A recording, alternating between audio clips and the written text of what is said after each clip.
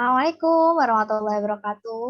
Om Swastiastu, Namo Buddhaya, salam kebajikan, salam sejahtera bagi kita semua. Nah, selamat datang teman-teman di sesi sharing kali ini, yaitu di sini bersama saya, Hibatul Afia Farudin, dan rekan saya, Aulia yaitu Safira. ya di sini kami akan sharing, yaitu tentang kupas tuntas masalah virus corona atau COVID-19. Nah, sebelum kita mulai, mari teman-teman kita sama-sama menyimak terkait kumpas tuntas virus corona ini. Oke. Nah, yang pertama nih, bagaimana sih Mbak Safety terkait perjalanan COVID-19 itu sendiri? Pertama kali ditemukan di mana dan kapan si COVID-19 ini bisa mulai menyebar di dunia? Oke, nah jadi kita langsung masuk materi aja ya. Gimana sih perjalanan si COVID-19 ini bisa sampai ke Indonesia? Nah, jadi pertama kali kita temukan kasusnya itu di Wuhan, Tiongkok pada 31 Desember 2019. Padahal ini udah tahun 2021 ya, berarti udah 1,5 tahun yang lalu gitu. Nah, kemudian berlanjut di Februari 2020, itu WHO mulai memberi nama si penyakit pneumonia ini menjadi COVID-19. Nah, dari Wuhan kemudian terus menyebar dan pertama kali ditemukan di Indonesia itu pada tanggal 2 Maret 2020. Nah, kemudian mulai dari bulan April itu pemerintah melakukan berbagai hal seperti PSBB transisi, ketat, transisi 2, dan berubah nama juga menjadi PPKM. Nah, ini untuk apa? Untuk mencegah dari peningkatan dari COVID-19 di Indonesia. Seperti itu, teman-teman.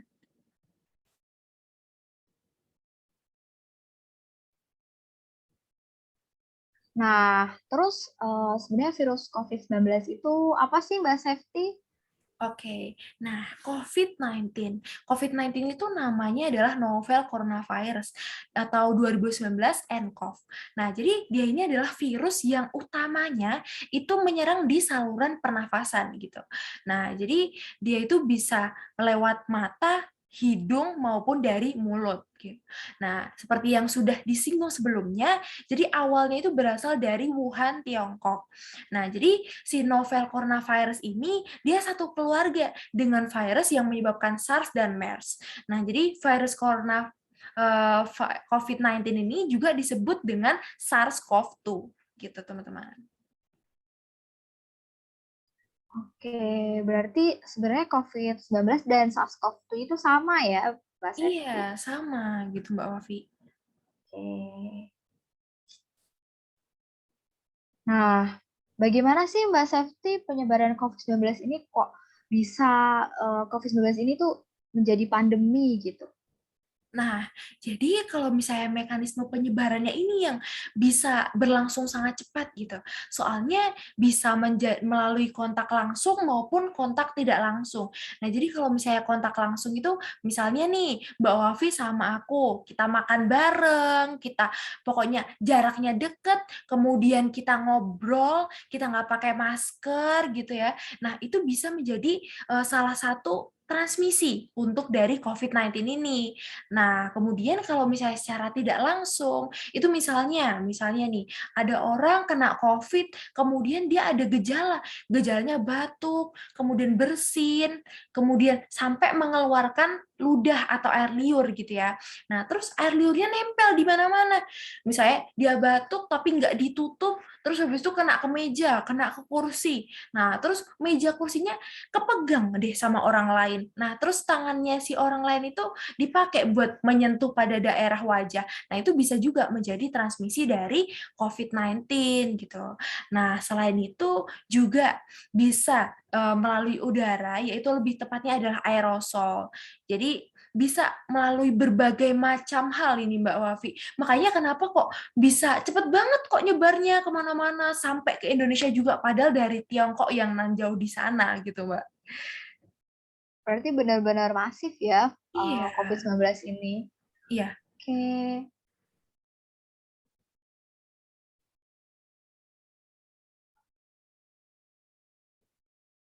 Nah, kemudian apa sih Mbak Safety tanda dan gejala kalau misalnya kita ini sedang terinfeksi COVID-19? Nah, jadi di sini tuh ada beberapa gejala yang utama gitu ya, paling sering diderita oleh masyarakat, yaitu yang pertama adalah demam, kemudian batuk pilek, sakit tenggorokan, letih lesu, sesak nafas, sama nyeri dada. Nah, kalau misalnya kita lihat kan gejala utamanya itu kan di saluran pernafasan semua ya, batuk pilek, sakit tenggorokan, sesak nafas, nyeri dada. Nah, itu kan khas banget ke saluran pernafasan. Nah, tapi di sini juga ada beberapa gejala lain nih, kayak misalnya diare, sakit kepala, anosmia, atau kita nggak bisa membau apapun tuh kayak nggak ada baunya gitu. Terus juga ada ruam pada kulit. Ruam tuh kayak kemerahan gitu lah. Oke, berarti banyak banget ya Mbak Safety gejala-gejala atau tanda yang eh, apa terinfeksi COVID-19 ini. Nah, hampir-hampir mirip ya dengan eh, tanda atau gejala dari influenza sendiri. Iya. Oke, mungkin kita next. Nah, ini terkait dengan golongan pasien ya, gejala-gejala pasien yang ada di COVID-19. Nah, ini ada apa aja sih Mbak Septi? Mungkin bisa Oke. dijelaskan? Ya, jadi kalau misalnya golongan pasien COVID-19 ini sebenarnya ada 4 golongan ya.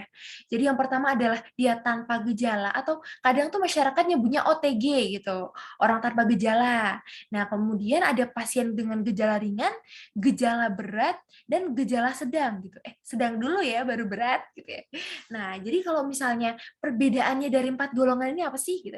Jadi yang paling kelihatan itu adalah gejalanya gitu. Jadi kalau misalnya orang tanpa gejala, otomatis berarti gejalanya gimana? Nggak ada dong ya.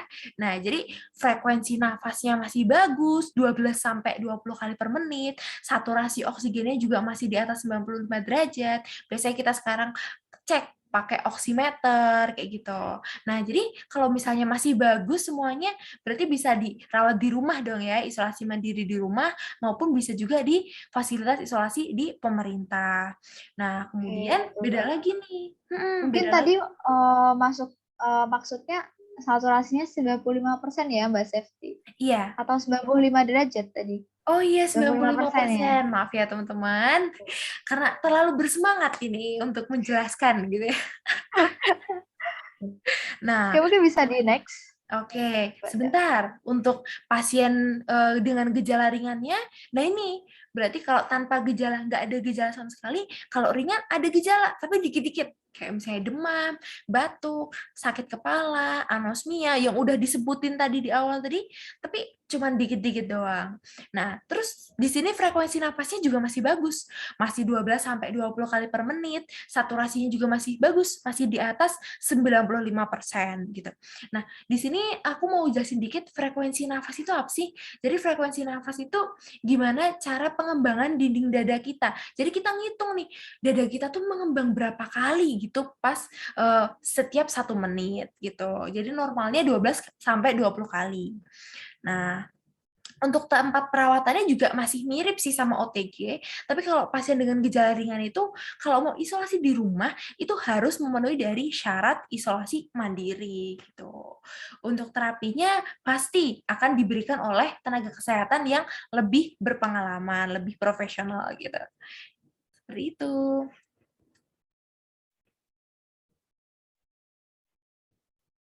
Nah, ini untuk golongan selanjutnya. Jadi ada pasien dengan gejala sedang maupun pasien dengan gejala berat.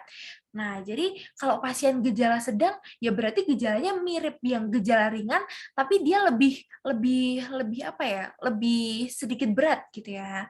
Nah, dan di sini itu bedanya adalah frekuensi nafasnya itu udah lebih tinggi, 20 sampai 30 kali per menit. Jadi apa ya, lebih kayak ngos-ngosan gitu.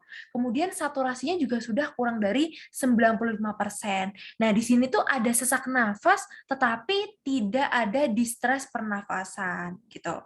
Nah, otomatis kalau misalnya udah ada saturasinya kurang dari 95%, tempat perawatannya pasti di rumah sakit. Jadi harus kita cek juga ya saturasinya itu berapa. Kalau misalnya udah kurang dari 95%, udah langsung bawa ke rumah sakit untuk mendapatkan perawatan yang lebih intensif.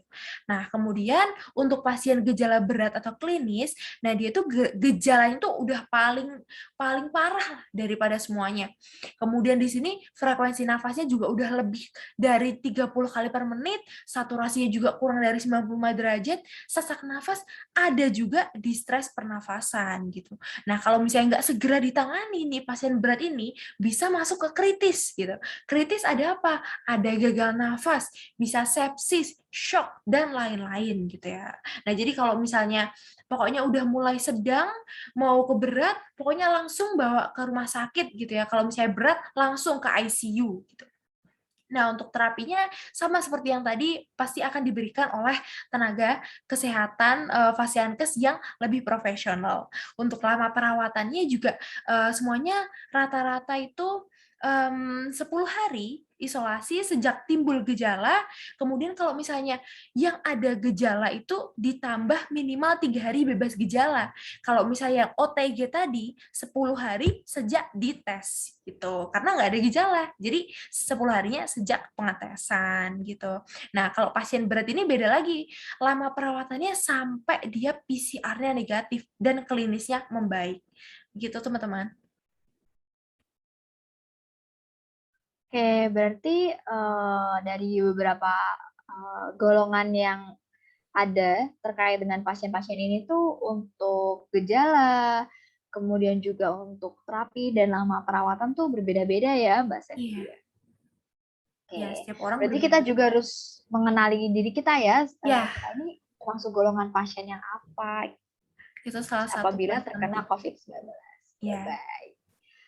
Tuh, oke mungkin kita langsung ke next slide. Nah, ini terkait dengan isolasi mandiri nih Mbak Sesti, protokolnya. Nah, seperti apa sih sebenarnya protokol isolasi mandiri COVID-19 ini? Oke, nah namanya isolasi mandiri ya. Jadi kita mandiri gitu. Nah, jadi yang harus kita perhatikan tuh juga ada banyak gitu. Jadi di sini ada 10 poin penting yang harus kita perhatikan waktu isolasi mandiri. Jadi yang pertama adalah kita harus tinggal diam di rumah. Ya namanya kita isolasi, otomatis kita harus di rumah dong, nggak boleh pergi kemana-mana. Masa kita yang sedang terkena virus ini mau menyebarkan ke teman-teman kita yang lain? Kan nggak dong. Makanya kita harus tinggal diam di rumah, nggak boleh berinteraksi dengan masyarakat lain. Kemudian yang kedua, kita menggunakan kamar terpisah dari anggota keluarga lain. Nah, walaupun anggotanya itu mungkin ada yang positif juga, tetap kita harus memisahkan kamar gitu ya. Kemudian yang ketiga, jaga jarak lebih dari 1 meter ini yang wajib banget diterapkan gitu ya. Jadi kalau misalnya walaupun sama anggota keluarga yang lain ada yang masih negatif, kemudian ada yang positif, tetap kita harus selalu menjaga jarak. Kemudian pakai masker itu juga wajib.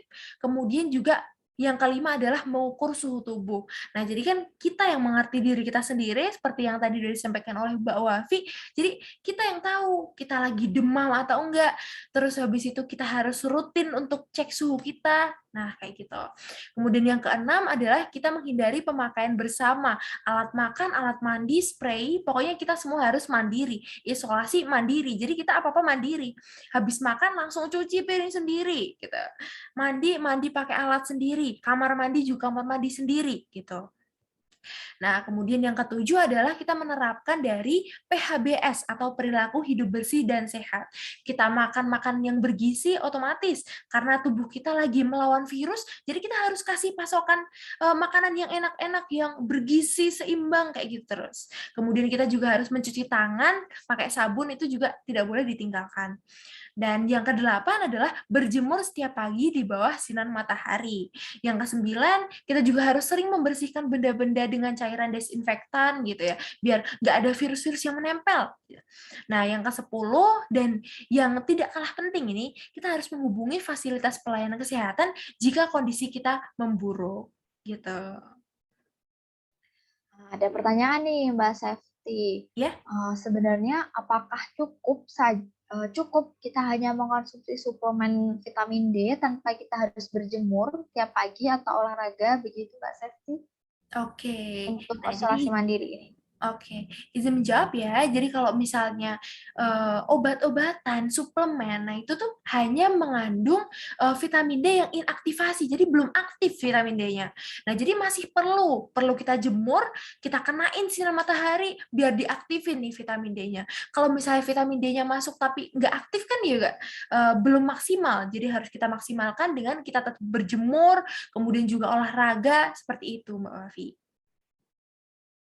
Oke, berarti pentingnya untuk berjemur dan berolahraga itu adalah salah satunya untuk mengaktifasi vitamin-vitamin yang sedang inaktivasi dalam tubuh kita ya. Yes. Oke, mungkin kita langsung next selanjutnya, yaitu, nah, ini terkait dengan penularan COVID-19. Kan kasus COVID-19 ini sangat tinggi ya di Indonesia sendiri. Nah, itu kira-kira bagaimana sih strateginya agar memutus rantai penularan COVID-19 ini? Oke, bisa next slide, Mbak. Nah, jadi yang udah digencarkan sama pemerintah nih sebenarnya sekarang, yaitu protokol kesehatan gitu ya. Nah, jadi sekarang kan pemerintah sedang mengejarkan 6M. Nah, apa itu 6M? M pertama, memakai masker. Oke. M kedua, mencuci tangan dengan sabun dan air mengalir. Kemudian M ketiga, jaga jarak. M keempat, menjauhi kerumunan. M kelima, mengurangi mobilitas atau pergi kemana-mana gitu. Nah, kemudian M terakhir adalah menghindari makan bersama. Nah, jadi protokol kesehatan ini 6M udah langsung kita lakukan mulai dari kita sendiri pertama, kemudian keluarga kita, kemudian baru ke lingkungan yang lebih besar lagi.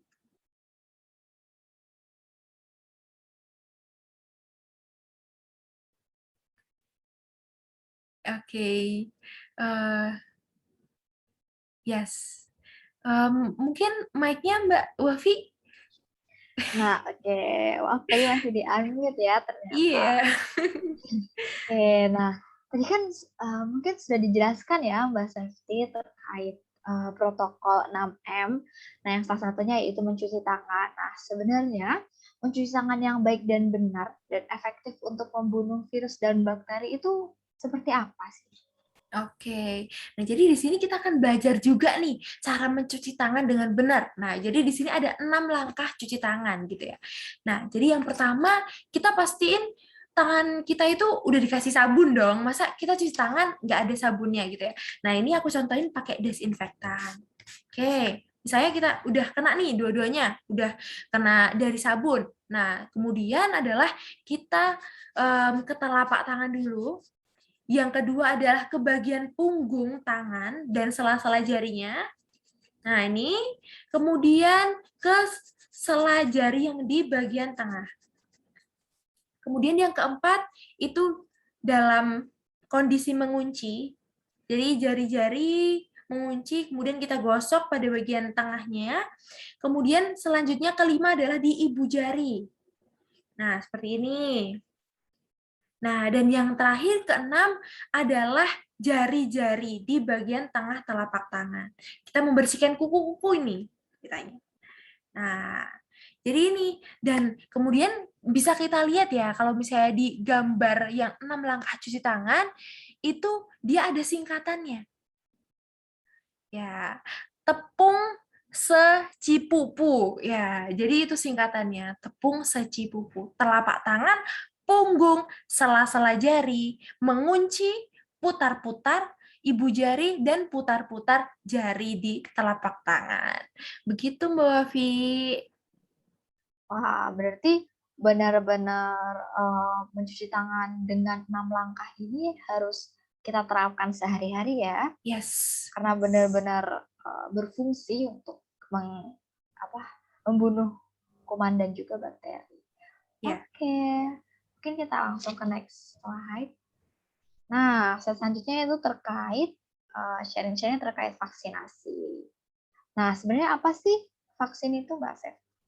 Nah, jadi vaksin itu apa sih, teman-teman? Vaksin itu adalah produk biologi yang dia tuh udah diolah gimana sedemikian rupa, pokoknya biar produknya itu aman. Nah, jadi kalau misalnya kita masukin nih ke tubuh kita, nah itu bisa menimbulkan kekebalan tubuh yang spesifik untuk penyakit tertentu. Jadi misalnya vaksin COVID. Jadi vaksin COVID itu cuman spesifik buat COVID aja penyakitnya gitu. Kayak vaksin flu, ya berarti spesifiknya untuk penyakit flu. Nah, seperti itu Mbak Wafi. Oke, nah mungkin teman-teman sudah paham ya sebenarnya apa itu vaksin. Oke, kita next slide.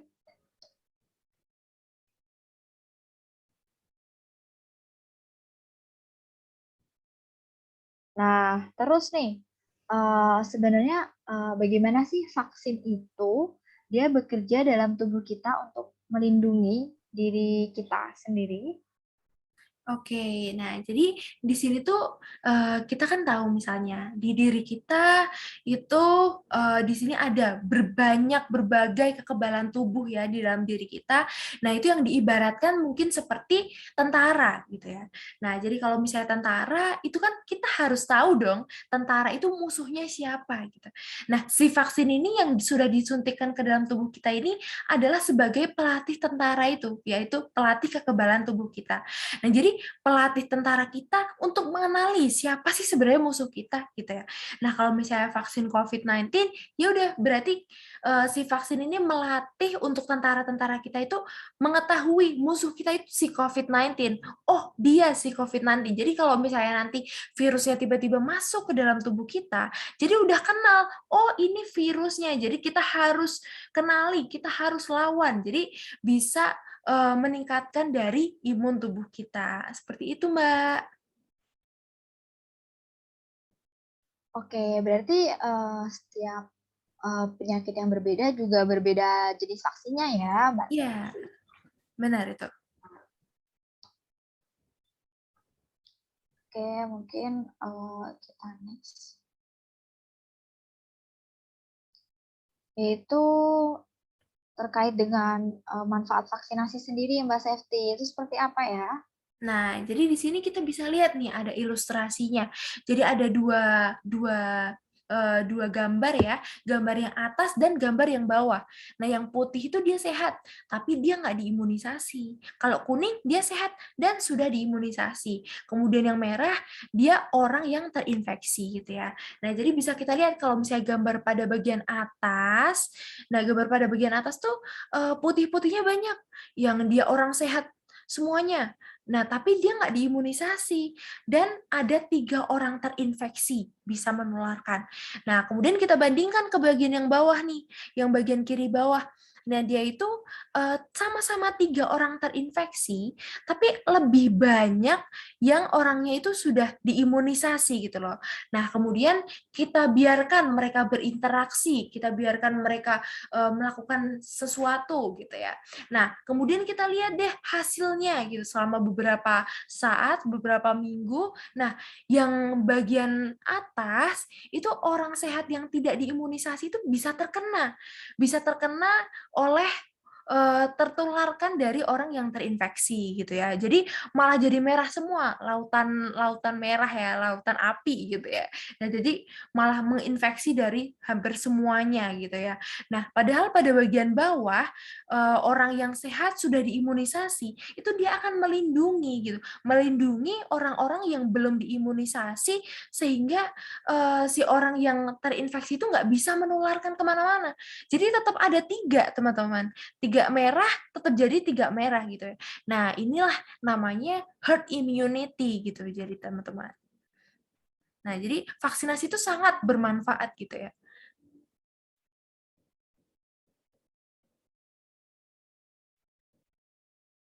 Nah, kemudian untuk vaksinasi COVID sendiri nih, siapa sih sasaran penerimanya? Oke, jadi kalau misalnya vaksin COVID-19 sendiri, itu sebenarnya sekarang hampir, apa itu namanya, hampir semuanya itu untuk berusia lebih dari 18 tahun ya. Nah, kan kemarin udah ada beberapa tahap tuh, yang pertama nakes, kemudian lainnya. Nah, kemudian sekarang udah masuk ke masyarakat umum kan, di atas 18 tahun. Nah, tetapi ada juga vaksin Sinovac gitu ya. Nah, kalau misalnya vaksin Sinovac ini, dia sudah diperbolehkan untuk usia 12 hingga 18 tahun, seperti itu. Oke, berarti belum semua vaksin bisa untuk usia selain di atas 18 tahun ya, Mbak Iya, Septi. jadi Oke, hanya beberapa baik. vaksin saja. Ya, jadi buat teman-teman yang sudah berusia di atas 18 tahun, nah bisa nih buat segera vaksinasi COVID-19 di tempat-tempat terdekat yang menyelenggarakan vaksinasi COVID-19 ini. Agar terciptanya herd immunity untuk kita sendiri, begitu ya. Iya, Oke.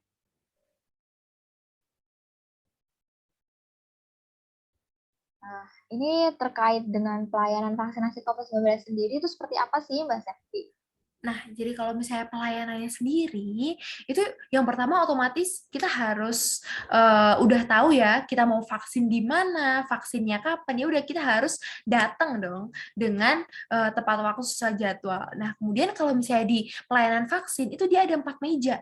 Ya, yang pertama itu adalah meja pendaftaran dan verifikasi. Jadi kita datang, kita registrasi ulang, kita tunjukin bukti identitas kita gitu. Kalau misalnya udah bener nih, oh ini aku harusnya jam segini vaksin, oke, langsung lolos ke meja kedua.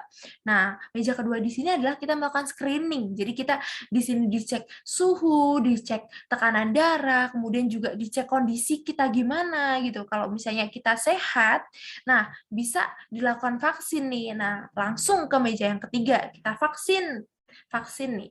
Nah, kemudian kalau udah vaksin, nggak boleh pulang dulu. Tunggu dulu, kita harus observasi ke meja keempat. Nah, jadi kita lakukan observasi selama 30 menit untuk kita tuh tahu apakah ada kejadian ikutan pasca imunisasi atau KIPI atau tidak. Nah, kalau misalnya udah, ya udah kita dapet nih vaksin, kartu vaksin. Ya, jadi yang bisa dibawa kemana-mana nih sekarang. Gitu, Mbak. Oke, berarti alur pelayanan vaksinasi COVID-19 ini sudah cukup jelas ya, Ya. bisa dipahami mungkin oleh teman-teman yang Mbak belum Wafi, vaksinasi. ini udah vaksin belum? Oh, kalau saya sendiri sudah dosis 2 udah komplit. Dapatnya Oke, vaksin Sinovac. mantap. Oke, kalau Mbak Septi sendiri? Oh, kalau saya juga sudah, Mbak. Gitu, udah dua vaksin. Kali, 2 Tinggal dosis nunggu ya. nih. Nah, apakah sebenarnya nih Mbak Septi, orang yang udah terkonfirmasi COVID-19 ini boleh diberikan vaksin? Oke. Nah, jadi kalau misalnya orang yang sudah pernah terkonfirmasi COVID-19, itu sebenarnya boleh untuk diberikan vaksin. Tetapi kita tunggu dulu selama 3 bulan dari aturan dari Kemenkes. Seperti itu, teman-teman. Nah, kalau misalnya dosis satunya tuh udah vaksin. Nah, terus tiba-tiba belum dosis 2, tapi di tengah jalan kena COVID gitu. Gimana ya? Nah, kalau kayak gitu berarti kita tunggu 3 bulan setelah kita kena COVID-19 yang di tengah-tengah tadi, baru kita suntik buat dosis keduanya, gitu. Oke, berarti buat yang terkonfirmasi COVID-19 ini terus pengen vaksin harus tunggu 3 bulan ya Iya, 3 bulan. untuk menerima vaksinasi. Oke, mungkin kita next ke pertanyaan selanjutnya. Nah, sebenarnya kalau misalnya ada seseorang yang kita nggak tahu nih diri kita sendiri terkonfirmasi COVID-19 gitu, tapi udah terlanjur divaksinasi. Nah, itu bagaimana ya kira-kira Mbak Sesi? Nah, jadi sebenarnya kalau misalnya dia nggak tahu nih dia positif COVID, terus kemudian dari tubuhnya juga sehat, nah tapi dia diberikan vaksin. Nah, jadi kalau misalnya dalam medis itu sebenarnya tidak ada efek samping yang akan ditimbulkan begitu, Wafi. Jadi nggak ada hubungannya gitu antara sudah COVID, kemudian dia divaksin, ada efek sampingnya nggak ada kalau misalnya dari segi medisnya. Oke, oke kita langsung next aja ya Ya, ke slide selanjutnya.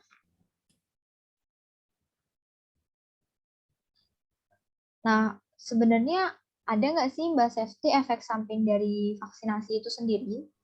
oke. Nah, jadi kalau misalnya efek samping dari vaksin itu sangat beragam ya. Jadi biasanya tuh ringan, terus habis itu sementara paling cuma 1, 2, 3 hari. Nah, juga itu nggak selalu ada gitu. Kalau misalnya dalam kondisi kita fit juga kadang tidak muncul. Nah, jadi tapi kalau misalnya efek samping itu sebenarnya perlu dimonitor. Jadi kalau misalnya aku kok mengalami demam ya setelah vaksin, nah itu bisa dilaporkan ke Fasiankes yang kemarin memberikan vaksinasi. Nah, nanti akan ditindaklanjuti oleh Fasiankes masing-masing. Nah, tapi sebenarnya kita nggak perlu takut sih adanya efek samping dari vaksinasi ini, karena efek sampingnya itu jauh lebih sedikit dibandingkan manfaat yang akan kita dapat setelah kita dilakukan vaksinasi. Nah, untuk efek sampingnya sendiri itu biasanya apa sih Mbak Safety? Oke, jadi kalau misalnya efek sampingnya itu ada dua ya, ada lokal sama sistemik.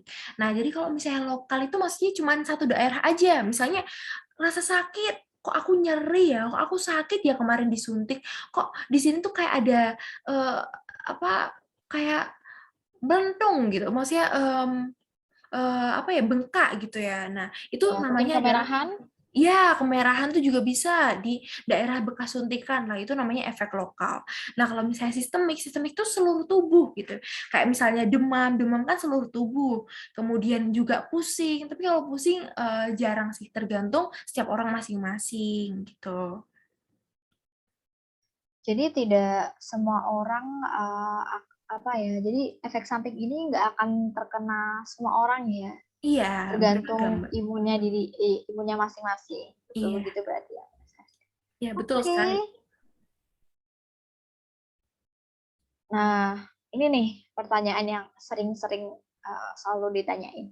Sebenarnya setelah kita divaksin ini, kita kebal terhadap COVID nggak sih, Mbak Sef?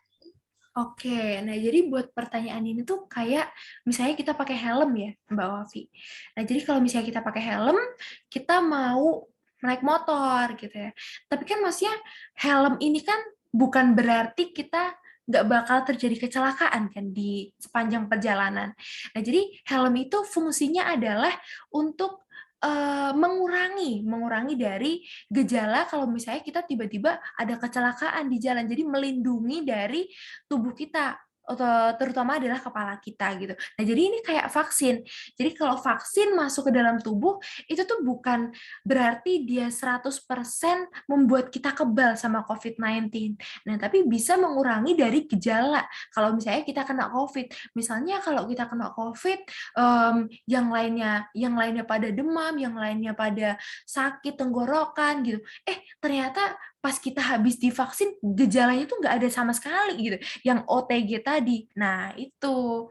Jadi, tapi kita walaupun udah divaksinasi, bukan berarti kayak kita, ya aku udah divaksinasi, berarti aku nggak perlu dong melaksanakan protokol kesehatan. Nggak seperti itu. Jadi kita harus tetap melaksanakan protokol kesehatan 6M yang tadi sudah disampaikan. Seperti itu, Mbak. Wah, oke. Berarti terjawab ya kalau misalnya kita divaksin ini nggak 100% membuat kita kebal terhadap coronavirus, Ya, tapi kita mengurangi gejala yang ditimbulkan. ya. Oke. Nah, terkait dengan jenis-jenis vaksin nih, Mbak Safety. Vaksin yang sudah beredar di seluruh negara, di seluruh dunia ini, kira-kira jenis vaksinnya apa aja sih, Mbak Safety?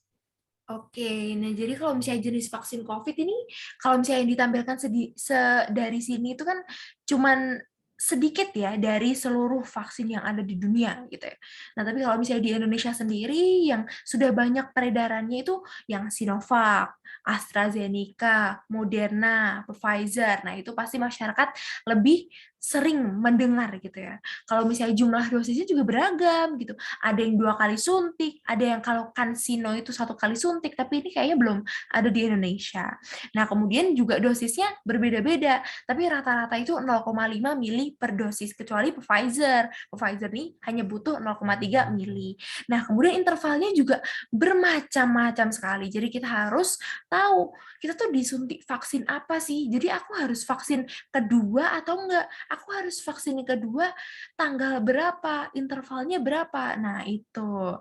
Nah, kemudian juga yang harus kita tahu adalah cara pemberiannya. Jadi biasanya diberikan pada lengan kiri atas, kemudian secara intramuskuler. Nah, jadi di dalam otot-otot kita gitu, Mbak Wafi.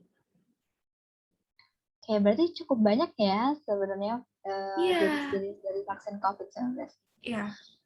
Oke, nah mungkin karena kita sudah berada di penghujung sharing-sharing kita, nah Asik. jadi di sini saya, Mbak Fia Farudin, dan rekan saya, Aulia Syafri Imron.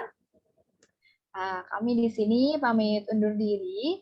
Apabila tadi dari teman-teman, dari kami sendiri ada salah-salah kata atau mungkin eh, ada kata-kata yang kurang mengenakan diucapkan, kami mohon maaf sebesar-besarnya. Nah, buat teman-teman, pesan dari kami, jangan lupa buat kalian yang sudah berusia lebih dari 18 tahun, dan bisa untuk divaksinasi COVID-19 untuk segera menuju fasilitas-fasilitas kesehatan atau tempat-tempat penyelenggaraan vaksinasi COVID-19. Nah, vaksinasi yang baik itu, vaksin COVID-19 yang baik itu adalah vaksinasi yang sudah tersedia. Jadi, baik mau Pfizer ataupun vaksinnya Moderna atau Astra ataupun Sinovac. Nah, itu fungsinya juga sama-sama untuk melindungi diri kita sendiri. Betul begitu Mbak Septi? Mantap, mantap, Mbak Wafi. Oke, oke, mantap ya. Karena kita sudah di penghujung acara tadi ya, penghujung sharing-sharing ini, jadi kami undur diri. Terima kasih, semoga bermanfaat dan dapat diimplementasikan dalam kehidupan kita, terutama protokol 6M-nya. Sekian, wassalamualaikum warahmatullahi wabarakatuh. Terima kasih. Terima kasih teman-teman semuanya.